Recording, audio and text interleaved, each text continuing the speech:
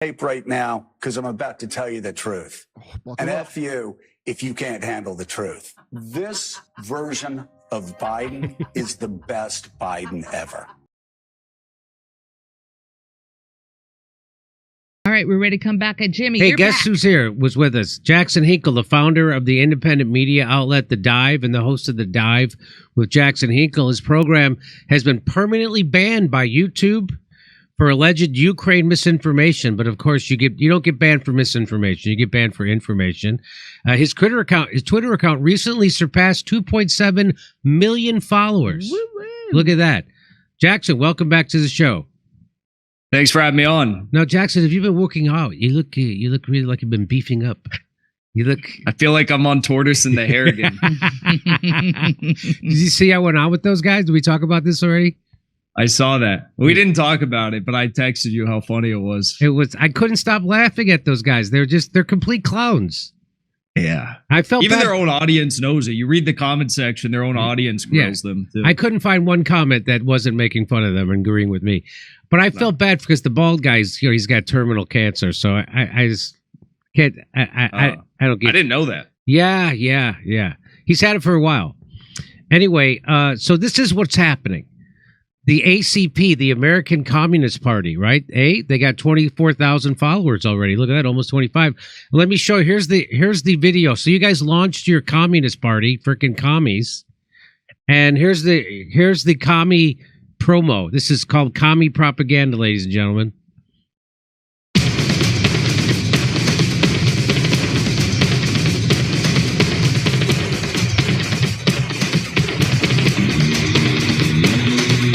No, it starts off, it looks like a Ford commercial. Looks like it's going to be for the new Dodge Ram Tough truck or something like that. This is the communist truck, the communist F everybody. Here we go.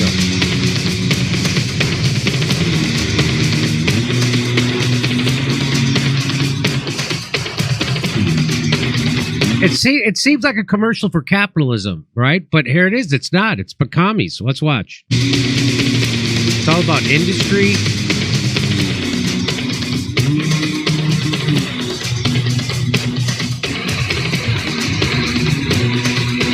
Farming, sure. Super clean chiseling.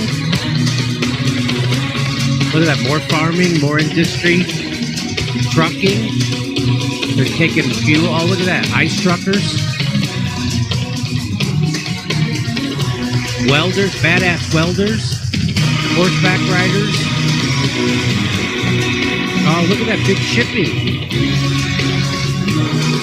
I do not.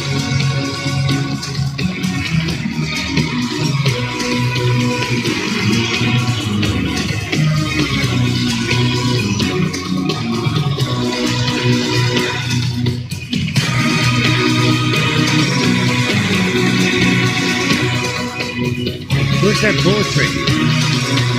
That's in the future.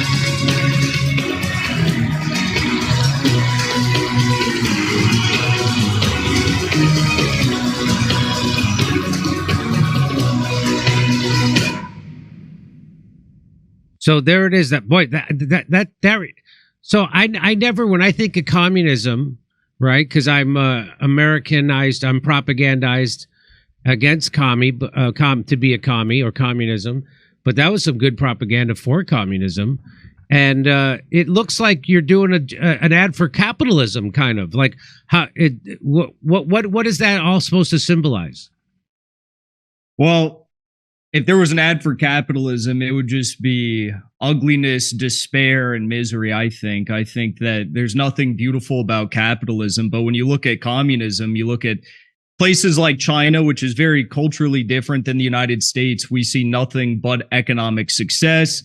And in America, communism is going to be its own thing. Of course, we're going to have our own American history, American characteristics that we must address. But ultimately, it's about the rapid industrialization of our economy at a time when the entire establishment is pushing a degrowth agenda and a pro-war agenda.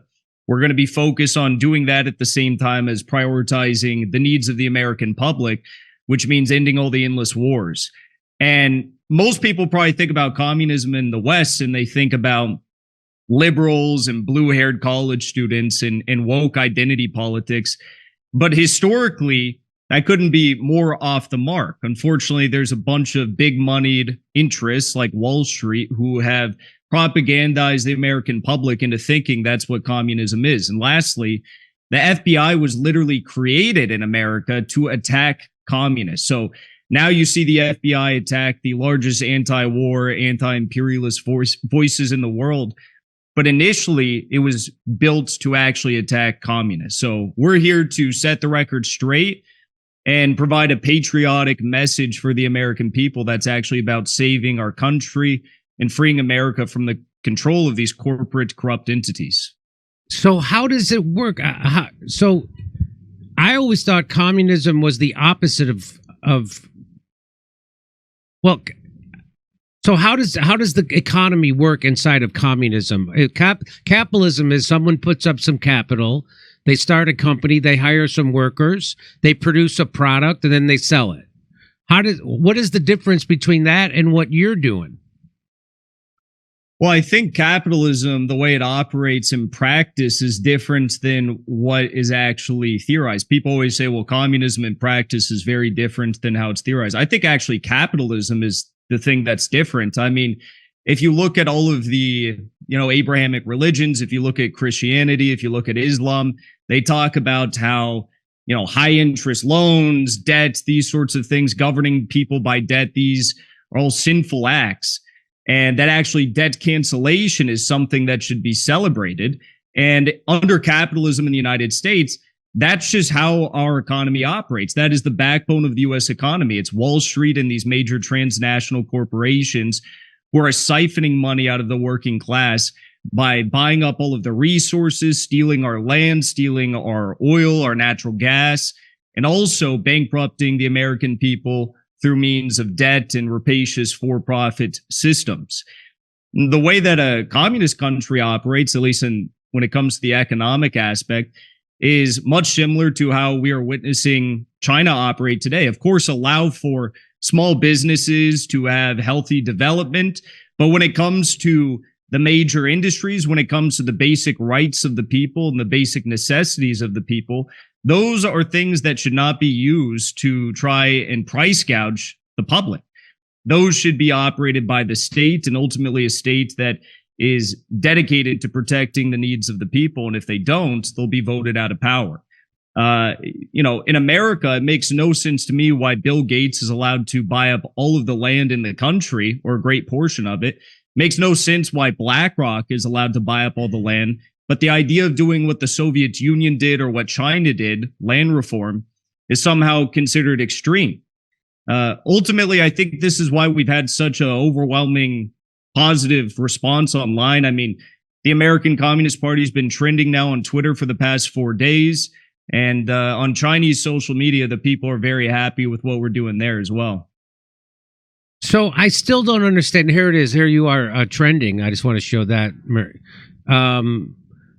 Now, some people are on board for you. George Galloway says, top graphics, this. Best of luck to Jackson Hinkle and your pal Haas. And then this guy says, you are done in the conservative movement. Good luck with the leftists. So... well, that person is a Hitler supporter, so I don't have a whole lot of care for what they have to say. They're posting Hitler graphics online. But I do appreciate the nod from George Galloway. He's a hero of mine, and I think a hero of many. But look, ultimately, there's always going to be detractors. The main forces that have been aligned against us since we launched over the past few days are pro-war neoliberals, pro-war neocons, people that think that Ukraine is the bastion of democracy and that Israel did nothing wrong. So I think we've made the right enemies, just like you and your show. So I grew up at a different time than you, right? So even though I look fantastic, I'm twice your age and a little bit, maybe more. But so when I grew up, it took like 8 months. If you wanted to buy a refrigerator in Russia, it would take a year or two. If you wanted to buy a car, it would take a year or two, and it would be a piece of shit when you got it. So that's why people were against That's what I've been told communism. So people don't have an incentive to work because the government owns all the businesses.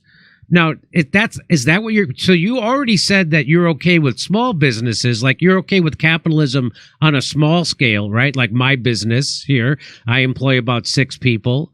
Like you would, but so I'm still trying to wrap my mind around what it is that you're proposing. What kind of communism? Are you saying the government should run businesses or no? Or how does it work? I'm saying, I'll break it down simply into 2 points. Point A is that we already have an economy that's planned. People oftentimes say that a planned economy is what communism actually is. But the fact is, if you look at America today, we have a planned economy, but it's planned by Wall Street. It's planned by BlackRock. It's planned by the World Economic Forum. And it's planned to enrich them all and benefit them all and force the American people into misery and suffering. So a communist state like China, for example, which is the #1 global alleviator of poverty, they've lifted 840 million people out of extreme poverty over the last 40 years. The idea is that you plan the economy in a way that will collectively not just lift people out of poverty, but rise all of the ships in your country. You know, it's not just about making poor people richer. It's about collectively bringing more wealth to all of the people. I mean, in an ideal communist society, you would have absolutely no one who is poor, no one who is middle class. I mean, you'd have as much wealth as possible for everyone. Obviously, that's idealistic and that's a bit silly to say, but it's, you know, the goal that everyone should be striving for. Why would you strive for poverty and indebting people? So the other thing is, of course, you want to focus on actually meeting the needs of the people. So what are the basic needs of people? The basic needs of people are housing. You need energy. You need healthcare, healthcare, these sorts of things. So communism doesn't say we want to, you know, have government produce toothbrushes or government produce shoes or something like that. Communism says that when it comes to the basic necessities of human life, those should be things that are operated in a way and produced in a way that don't result in price gouging for the people. They should actually be, distributed equally to all people. You shouldn't have Bill Gates buying up all the land and then destroying the American housing market. So, you know, these are things that have been done before, and it's why the United States was so pitted against the Soviet Union then, and it's why America is so pitted against China now. And the last thing I'll say regarding the Soviet Union, I mean, during the end of the Soviet Union, situations were very tough. Leadership was poor, to say the least. But also this was a time after, you know, World War II, when you had tens of millions of Soviets die. And what I think is more important to look at is the situation prior to World War II. I mean, Joseph Stalin and the Bolsheviks took a feudal society that was using horse-drawn plows to, you know, the largest military superpower and one of the largest economic superpowers in the entire world. And that's thanks to nothing but communism. So I'm still not clear on how it works. So you would still have Elon Musk. So let's say you became the ruling party in America. You guys got power. You got the majority in Congress and you were the president. How would that affect, say, a business like Elon Musk? Or let's say ExxonMobil, or say a trucking company? How would you wouldn't take the government wouldn't seize control of those companies, would they? I think that America would be much better off if all of our major oil companies were in the hands of the state. I think America would be much better off if big tech was in the hands of the state. That way, you know, there would be no loophole around censoring people online because they'd actually have to uphold our freedom of speech. You look at Russia today, the reason why they have such a low tax rate, despite not being communist, they have a 13% across the board tax rate. That's primarily due to the fact that they have such high oil and gas revenues, and they're able to actually lower taxes because their government is the one reaping profits and doesn't have to tax their people as much. In America, you have Chevron, you have Shell, you have BP, all these major companies in the West that are taking that money and stealing it essentially from the public. It's our land. That's These right. are our resources. I agree with that. I don't understand why we give away a couple $100 billion a year to oil companies when the oil is underneath our land. The land that I would not be against nationalizing the oil companies, but you wouldn't. And then you invest that money back into America. Okay, I'm with you on that.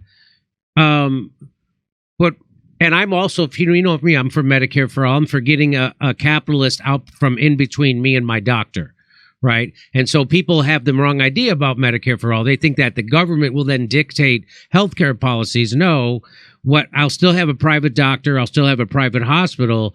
Just the government will send the check instead of Blue Cross not sending the check and making me bankrupt. So that's the only difference that I have, right? So there's healthcare, there's energy, and when you say that big tech companies, you mean like Silicon Valley, right? Like Facebook, Twitter, YouTube, these places that we want to be considered, that people like me want to be considered a town square, right? Meaning an essential service and a town square, so it should be nationalized, meaning that the government would run it? Is that what you're saying? The government would own it, which means that you wouldn't have, basically the way it operates right now is the government does not own these companies, despite the fact that they're extremely embedded, and there's a revolving door between the government and the private sector in big tech.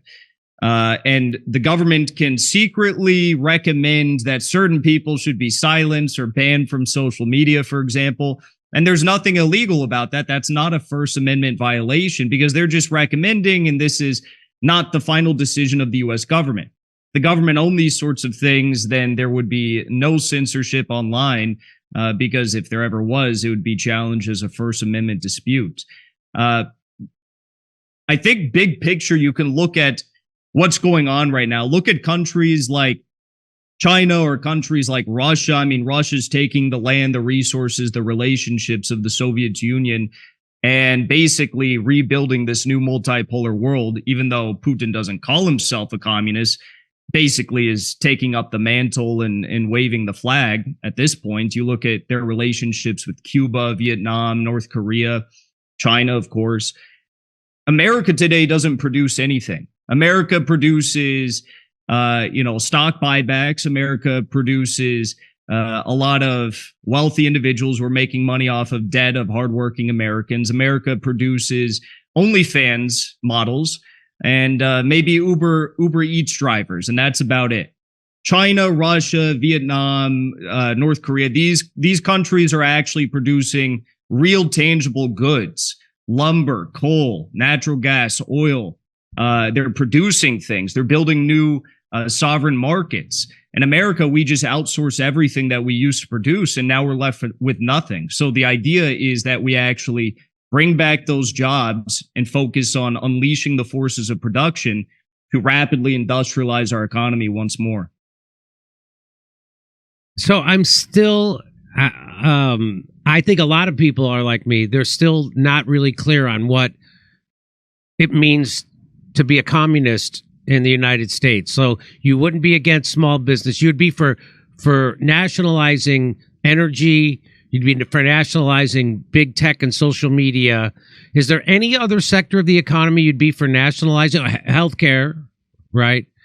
Well, I'll say that we launched the party 4 days ago, and though I'm an executive board member, I don't have the final say. In fact, Haz al-Din is the chairman of the party, but all of these decisions about policy points are made through democratic centralism, the process of democratic centralism.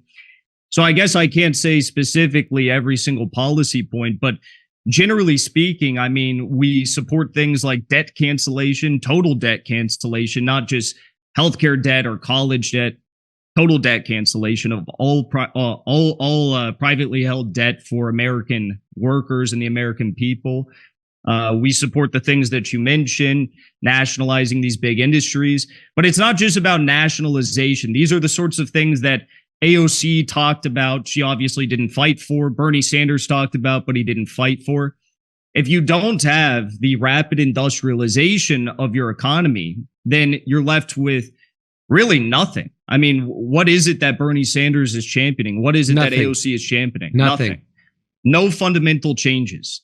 You have to not just have an economy that prioritizes the public good and the public need. You also need what China is doing right now, what Russia is doing right now, this rapid industrialization of your economy. So now China, all sectors. So China is a one-party communist country, correct? So, but they're also capitalist at the same time, right? So, like for instance, we have Amazon in America, Amazon.com, which is run by Jeff Bezos, and he's one of the richest men in the entire world. But they also have that in China. They have Alibaba, which is their version of Amazon, and Jack Ma owns it, and he's worth $25 billion. So how does a communist party produce a 25 billionaire? But because they called themselves capitalists, but they also call themselves communist, right? Am I wrong about this? No, they call themselves communists, and I'd say they're 100% communist. I always think it's funny, like when people talk about things they don't like that they've heard about China, they say it's communist. Like people hear the propaganda from Vice News or the BBC about social credit scores, and then they're like, it's communism. And then when they talk about the economic success of China, they say, oh, it's not really communism, it's capitalism. Ultimately, and specifically Jack Ma, I'm not sure the exact details of Jack Ma, but I think he actually is facing serious legal issues in China right now, and they're trying to actually, hold him accountable, we'll say. And I think also, like, he might be hiding somewhere. No one's seen him in a while. Right. So I don't think that's a fair point. But I will say that, again, the idea that communism means everyone is equally wealthy or everyone is brought to a common point of wealth is actually the antithesis of communism. Marx never said that. Stalin never said that. Engels never said that. The idea is as much wealth as possible for as many people as possible. And that means that, you look at China today, they have tons and tons and tons of millionaires per capita. And of course, they don't have the same level of like billionaires that we have in the United States, but they have a lot of millionaires. And the idea is that a rising tide lifts all boats. They're trying to help out as many people as possible, not just focus on directly the impoverished and no one else. And that's kind of what liberals and these social democrats in the West champion. They just focus on these efforts to alleviate the most impoverished without addressing any of the wider fundamental issues that we have in our economy. So I also, one of the things from my upbringing is that I equate communism with authoritarianism, and that the government just dictates, and just like, how what Jordan Peterson ran into, where they wanted to dictate with his speech, and they're doing the same thing in the United States. They're trying to do that. We have hate speech laws and things like that. So do you equate communism with authoritarianism or with freedom? Well, I think it's you have to look at what you're talking about when we say freedom, because in America you have freedom to align directly with the state, you have freedom to do degenerate things online, and you have freedom to screw over the working class of the country, and you won't have any sort of legal repercussions. You have freedom to be friends with Jeffrey Epstein and go to his private island and diddle around with a bunch of underage girls. But you look at communist states, the laws are actually implemented and upheld. You have the freedom to live a prosperous life. And when it comes to America in particular, we have a rich tradition and history of respecting the basic freedoms that we know and uphold that our founding fathers laid out. So anything that ever comes about in America, and this is the American Communist Party, we'll have to respect those traditions, and we'll have to respect those laws that we already have on the books regarding those basic freedoms, because that's what makes us America. So you're for the U.S. Constitution and the Bill of Rights, right? Yes. Okay, so you're for freedom of speech, freedom of religion, right? You're for Second Amendment. You'd be for that. You'd be for against unlawful searches and seizures. You're for privacy from the government, stuff like that. Of course, I think that the most authoritarian, dictatorial, tyrannical governments that we have today are those that are most closely aligned with capitalism. You talked about Jordan Peterson and what he faced. That was in Canada, capitalist, liberal capitalist country. Right. What we face in America, same thing. You just did a tour in Europe. I heard you talk about how everyone in Europe is facing the same stuff. Those are all liberal capitalist countries for the most part. And then you look at countries like Russia and China, and they get a lot of flack for allegedly censoring online. But what are they actually censoring? Well, when they tell Disney to take stuff out of their movies, it's usually stuff about, like transgenderism, because they want to protect the youth of their countries. When, they censor stuff on the internet, they're usually censoring stuff that is pushed by the CIA to try and bring about color revolutions and regime change operations in their countries. So I actually support the efforts that they uphold in trying to protect their sovereignty, and I see it as a necessity. Okay, so I just think it's a tough sell, right? Because communism's got such a it's like the word communism is we're so allergic to it in the United States. We associate everything bad with we associate authoritarianism, lack of freedom, being thrown into the gulag if you don't go along with the government. That's the kind of, so I just think maybe you should have called it the Workers' Party or something. It's like as if you started the American Fascism Party. You're like, no, that's not what it means. Do you know what I mean? I think we need a few gulags for Victoria Nuland and Genocide Joe, but that's just me. I'm with you. I'm with you on that. But I think that, look, I mean, okay, a few why years not call ago, it the Workers' Party? Because we're communists. We stand on business. A few years ago, everyone in America hated Russia and thought Russia was the most evil country on the face of the earth. Now look at how the times have changed. 10 months ago, everyone thought Israel could do no wrong and that they were, our greatest ally. Look at how quick times change. America, had a very, very good relationship with communism at one point. The party, there was a communist party in America. Now it's run by liberal Kamala Harris supporters, but it had 70,000 members, many American celebrities, famous musicians, who were dissidents of the state and anti-imperialists joined the party. And I just hope to reinvigorate that rich tradition and establish some sort of a rebirth of our country that's dying. And I think that's why I can't say that everyone who's seen what we're doing is supportive of it, but everyone's definitely curious, and curiosity is what's going to eventually cause people to learn about the fundamentals of what we're preaching. Are you planning on running people for political office soon? No, I think that's one of the issues that a lot of third parties have had in the United States, is that they don't actually build any foundational infrastructure. They just start running people for office and taking money from people, donations and stuff. Our goal is to set a strong foundation for our national clubs and build good rapport with the communities that those are in. And I think that the proof is going to be in the pudding. Everyone will see what we're about.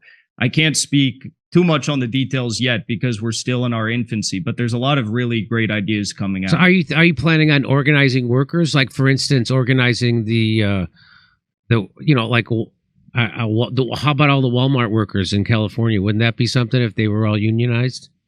We're planning on organizing workers, not like that. I think that would be good, of course, but not like that. And we'll have announcements of that, within the next 6 to 12 months. We're going to be launching. We're going to have an in-person launch in September in Chicago. And, you can follow our Twitter page online, and you're going to have all the details there for how to get involved. Well, you are never going to get a Hollywood agent being a communist. I'll tell you that. You've really wrecked your Hollywood career. And if there's anybody who could have had one, it was you, big dummy. Here, I want to ask you about this. The Communist Control Act of 1954 is an American law signed by President Dwight Eisenhower, American patriot, on August 24th, 1954, that outlaws the Communist Party of the United States and criminalizes membership in or support for the party or communist action organizations, and defines evidence to be considered by a jury in determining participation in these activities, planning actions. So how do you get around that? Is that still law? As of right now, that law, that act or whatever is not upheld by the courts. But I'll say this, if there's any way to single-handedly prove that we're the real deal, it's if they try to overturn that in the courts and use it against us. So we'll wait and see. So you're not against people starting a business and becoming successful. You're not going to you're not going to say, wait, we have to take your money and redistribute it because you have too much money. You're not going to do that. Are you going to do that? No. I mean, look, it's about what people are doing, what resources they're utilizing. China does have a good portion of workers that work in private enterprise. I'll say that the people working in public enterprise actually have better wages and salaries, and that's the majority of the country. But don't they have slave labor? Not explicitly opposed to that. Don't they have slave labor in China? Isn't that the problem? They have fences to keep their workers in, and am I wrong about this? I saw it in CNN once, but the thing is, those stories were oftentimes, you know how the mainstream media always says Taiwan is an independent country, it's not China, right? They're trying to start a war. Yeah. The only time that the mainstream media said Taiwan was China was when they went and they filmed those corporations and the working conditions in Taiwan, and they blamed China for it. They went to Foxconn, which, from what I understand, is no longer operating, or it's very minimally operating in Taiwan. It's now mostly in Indonesia. But that was in Taiwan, and I think they've done away with that for the most part. Okay. But overall, I mean, you look at videos of China, they have a much higher standard of living. First of all, they don't have 600,000 homeless people. They don't have 60,000 homeless veterans. They don't have 80 million people that have no health insurance or a lack of basic health insurance. You look at their major cities, it's clean. I've been there. They have great infrastructure. Their cities look like something out of a movie or a video game. The buildings that they have there are incredible. You could drive a high-speed rail train 4 hours into the middle of nowhere. They're still going to have, functioning water. They're going to have good electricity. They're going to have Wi-Fi. They're going to have paved roads. If anyone's been around America, that's not the case, especially when it comes to clean drinking water. So, I'm not saying that we're going to be a carbon copy of China, but we do have to learn from people who are doing things successfully right now. And that's not Germany. It's not France. It's not the UK. It's countries that are building this multipolar world. But you still uphold the first 10 amendments of the Constitution. That's the important thing. You're a patriot in the sense that you embrace the U.S. Constitution, correct? Of course. Okay. All right. Jackson Hinkle and the American Communist Party. Oh, my God. Trying to make communism not a bad word anymore. If there's anybody who could do it, it's Jackson the Hair Hinkle. And so if it's pro-worker and it's about bringing industry back to America, I think you'll find people to support that. I think so, too. If we can get the message out there, your show's very helpful. They already banned us from Wikipedia. So we got to try our hardest. Thanks for having me on to talk about it. All right. Well, bring Haas with you next time. We'll talk about it. All right. Sounds good. Okay, buddy. Talk to you soon. All right. Bye. Now we got to take a break because we have another guest coming on. We'll be right back.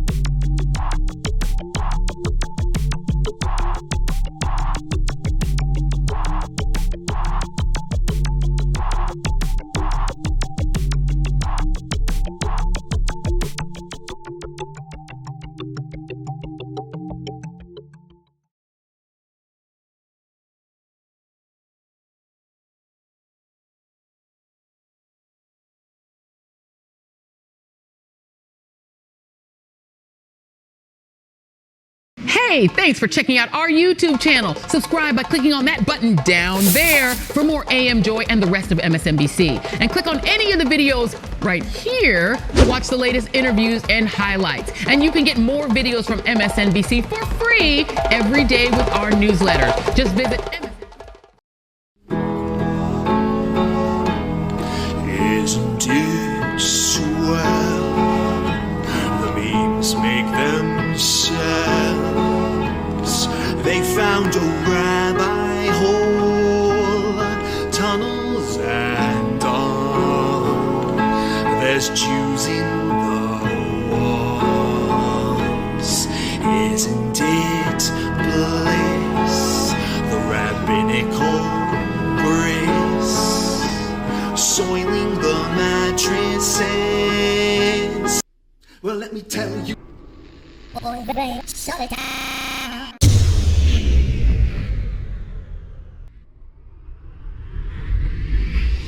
If I were Rabbi Shmuley and diddle diddle diddle digga digga diddle diddle dum, all day long I'd diddle little bums. If I were a Shmuley man, I'd peddle all my dildos, dreidel dildos, selling dildos with my daughter and her mum. If I were a Jewish Shmuley man, I'd be digging with a dildo in my bum. I'd wear a grotesque nose and go grab some goyim right on the nipple with a pinch. A Shabbos lap dance brace for the youngest mensch. At this time, more than any other time, you know, revolution is necessary. It is necessary. Not only based on what has happened with the MOVE organization, you know, the babies that have been murdered, you know, MOVE adults that have been murdered, bombs being dropped on us, but past that to what is happening with all black people, so-called minority people, you know, money poor people. You know, this government, as has been said earlier, has waged war on us. But you know, something about us, particularly here in America, we don't really understand that. You know, we don't really know what war is. You know, for black people, for poor people, that people see as good, that they wasn't forced to do, that they didn't do to try to keep black people appeased, you know, and calm down so that black people wouldn't riot. A prison situation is a crystallized example of that. You can make phone calls in prison. They have movies in prison. But they don't have those things because they just want to be nice to prisoners. They have those things because they know damn well if they don't have, you know, people being able to contact their family, if they don't have, you know, facilities for people to sit there and watch movies, people are going to be frustrated, upset, and they're going to direct that frustration at them prison administrators. And they're going to have riots on their hands. You know, they're going to have people in them prisons turning them prisons out. That's why they have movies. That's why they have access to phones the way they do. And a stop to it when we don't like it, or encouraging it when it's something that's in our interest.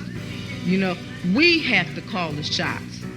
The people have to take the reins of this system and start dictating, you know, what we need, what needs to be done. And, you know, taking the initiative to do it ourselves. We can't rely on this system. I mean, you know, don't people see what's happening?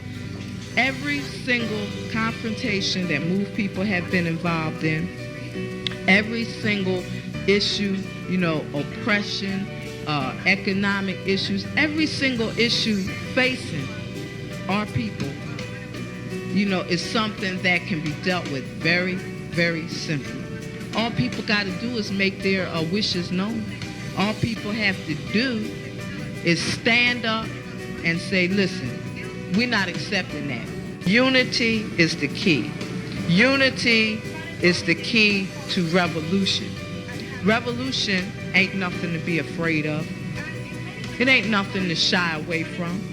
Revolution, contrary to what officials, you know, this system and those backing the officials running the system, you know, want people to believe that revolution means violence, you know, means blood in the street.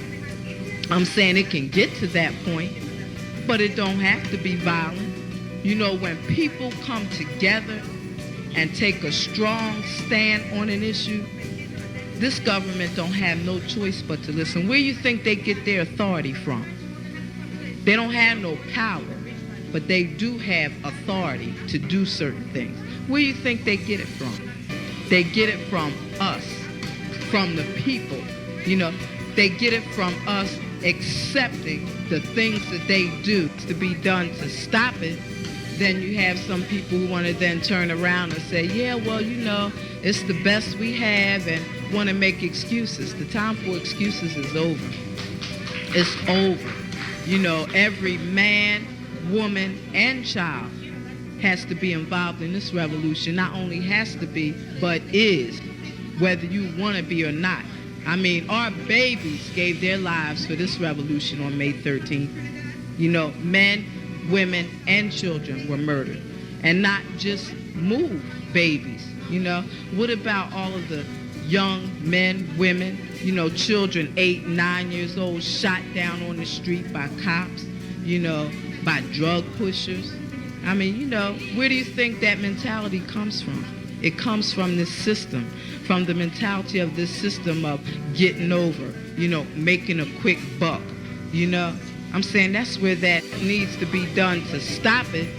Then, you know, what I want people to really, really understand is that it's past time. It is past time for poor people, black people, you know, to realize that this system has failed you. It has failed you. You can't get nothing from it. And what people got to do is withdraw our support from it and start doing for ourselves. That's what we got to do. You know, how long are people going to sit back and beg, you know, this government to do what's right when for hundreds of years all you've gotten is a slap in the face? All you've gotten is this government kicking your ass. That's all. That's all black people have ever gotten from this government.